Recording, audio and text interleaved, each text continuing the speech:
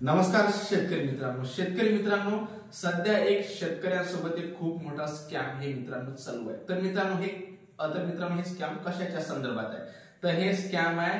जे शेतकऱ्यांना नुकसान भरपाईचे वेगवेगळ्या कारणास्तव जे पैसे भेटत असतात त्याच्या संदर्भात मित्रांनो हे स्कॅम आहे। मित्रांनो काय होते, जेव्हाही महाराष्ट्रात कुठलेही मित्रांनो नैसर्गिक आपत्ती शेतकऱ्यांवर ओढावते आणि शेतकऱ्याच्या पिकाचं नुकसान होत असते, तर मित्रांनो त्या नुकसानसाठी मित्रांनो सरकार त्यांना नुकसान भरपाई ही देत असते। तर मित्रांनो आता तुम्ही म्हणाल याच्यात काय वेगळं होत आहे आणि याच्यात काय असं चुकीचं होत आहे? मित्रांनो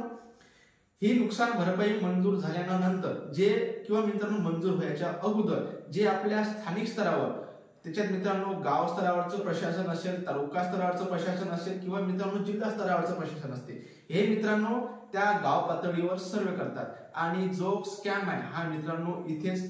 घडून येतो। मित्रांनो काय होते की आपल्या प्रत्येक मित्रांनो महाराष्ट्रात जेवढेही गाव आहेत या गावात बरेचसे शेतकरी असे आहेत की काही अल्पभूधारक आहेत, तर मित्रांनो काही शेतकऱ्यांजवळ खूप सारी जमीन आहे। तर मित्रांनो काही असे शेतकरी आहेत की जे बाहेरच्या परिस्थितीने पूर्ण अन्न भिन्न आहेत किंवा मित्रांनो ते साधारण आहेत, त्यांना बाकीच्या गोष्टीचं एवढं मित्रांनो त्यांना समजत नाही किंवा त्यांना ज्ञान नाही आणि त्यांच्यासाठी जर मित्रांनो वेगळं केलं असेल किंवा त्याच्यासोबत जर काही चुकीचं घडलं असेल तर त्याच्या मित्रांनो क्षमता नाही की ते आपला आवाज उठवून मित्रांनो त्यांचा आवाज हे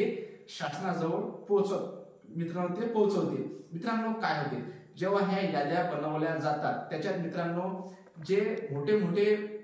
मित्रांनो जे कास्तकार असतात, शेतकरी असतात, त्यांचा तर त्याच्यात मित्रांनो समावेश केला जाते किंवा मित्रांनो त्या शेतकऱ्यांचं तेवढं नुकसान झालेलंही नसते, पण तेवढं मित्रांनो स्थानिक पातळीवरचे जे अधिकारी आहेत हे मित्रांनो ते मांडतात आणि त्याच्या बदल्यात त्यांनाही त्या शेतकऱ्यांकडून काही मित्रांनो धनराशीही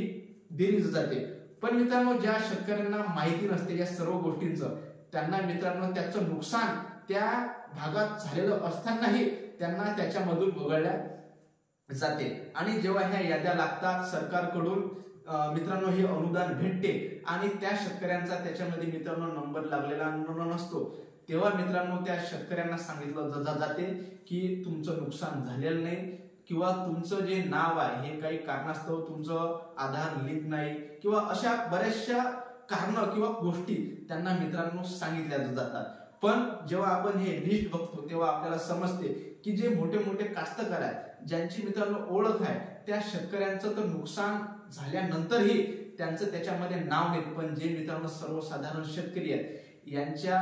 मित्रांनो हिशाचा घास हा हे मोठे शेतकरी आणि त्यांच्या नंतर हे जे स्थानिक स्तरावरचं जे प्रशासन आहे याच्यामध्ये मित्रांनो गावचे अधिकारी असतील, तालुका स्तरावरचे अधिकारी असतील, याच्यात मित्रांनो या शेतकऱ्यांचा हे घास खातात। तर मित्रांनो मला सरकारला एवढंच म्हणणं आहे की तुम्ही जेव्हा शेतकऱ्याचं नुकसान होते तेव्हा तुम्ही त्यांना मदत देत असता, पण ही मदत नेमकी ते मित्र नुकसान झालेल्या शेतकऱ्यांपर्यंत पोहोचते की नाही हे मित्रांनो पाहणे कुठेतरी सरकारचं काम आहे। किंवा आता मित्रांनो याने काय होत आहे की सरकार तर त्यांना मदत देत आहे, पण ही मदत